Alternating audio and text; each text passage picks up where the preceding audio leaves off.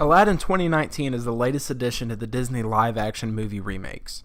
Now, despite having a budget out of this world and being 30 minutes longer, it fails to bring us a new, different story that we haven't seen before. Now, before I get more into the video, I just want to apologize that the whole background is going to be this Aladdin poster because I don't have a webcam, I can't afford a webcam, and there's no point to buy one for me. Plus, I'd break it because I'm so ugly. So, let's dive into the video. To start off with, this is not a bad movie by any means. This is still a good family movie. I would still recommend to go see it because it definitely still brings the Disney magic to life. And that's what you look for when you go to see one of these movies. Plus, the Will Smith genie is very creative. He's himself. He is Will Smith. He's not trying to, even though he pays a great tribute to Robin Williams, he's not trying to be the Robin Williams genie. And I think that's why he does such a good job at it, and he's honestly the best character in the movie.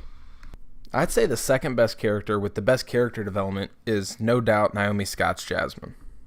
Even though the script pretty much limits everybody's roles and what they can do, she still goes full out, and you can totally tell.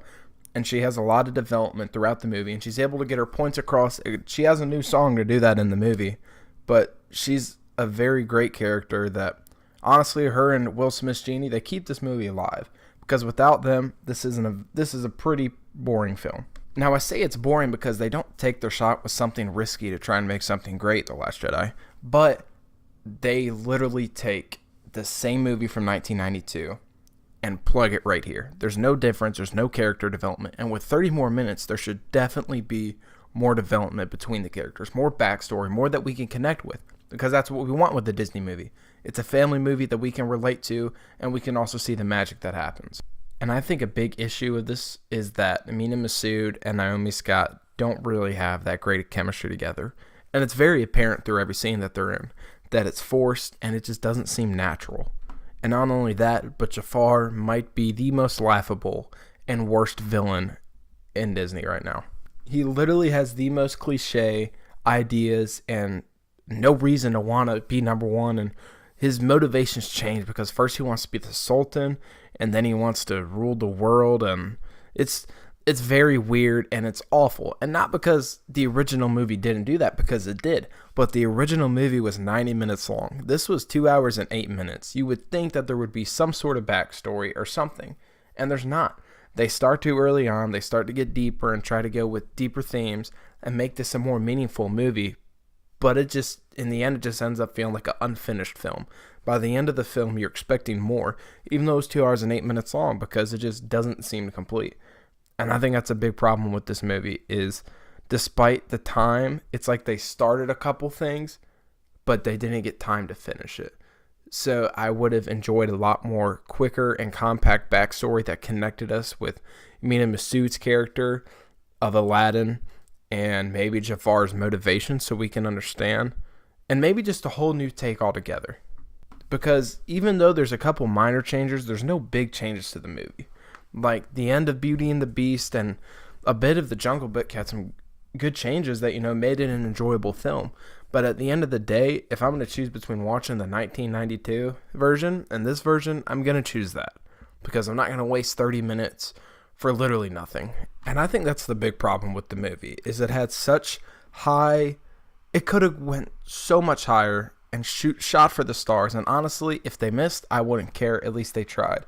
At least try to make a different plot point out of this. You have all the money in the world. You can do anything you want with this movie, and they just decide to play it safe for money. And from a Disney fan and a film fan, that's kind of sad to see, because if I wanted to see the 1992 Aladdin, I could have just popped it in. Y'all didn't have to waste all that money making the movie and hiring all the cast members and all the promotion, when I could have seen the same film at my house for free. And this doesn't really surprise me that they played it safe just so they could sell toys and sell more movie tickets and get some revenue in for the year, but it really disappoints me, especially from the same parent company that released The Last Jedi, a movie that shot for the stars and was really great for some fans, and some fans really, really hate it and will never watch it again. And I wish that Aladdin would have done something like that, because even if you fail, people are still going to go buy the movie tickets and go see it because they want the nostalgia. They're not going to not see your movie. They're going to buy the toys because kids are going to buy them regardless. And I think that they just should have done more with the movie instead of playing it safe, especially with the 38 extra minutes. Like, what the hell are you doing? You're literally wasting our time. Overall, though, this is not a bad movie. The music's fantastic. It looks fantastic. Will Smith kills it, like I said. It's fun. It's energetic. I'd probably give it a C rating because, it's the same movie as 1992. So that's why it gets a lower rating. But it's not a bad film at all.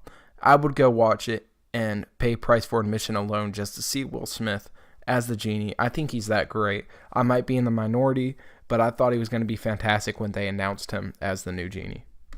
Overall, though, like I said, I give it a C. I'd go see it in the movie theater, maybe with a couple friends. I think you'll enjoy it, but at the end of the day, just stick with the 1992 version.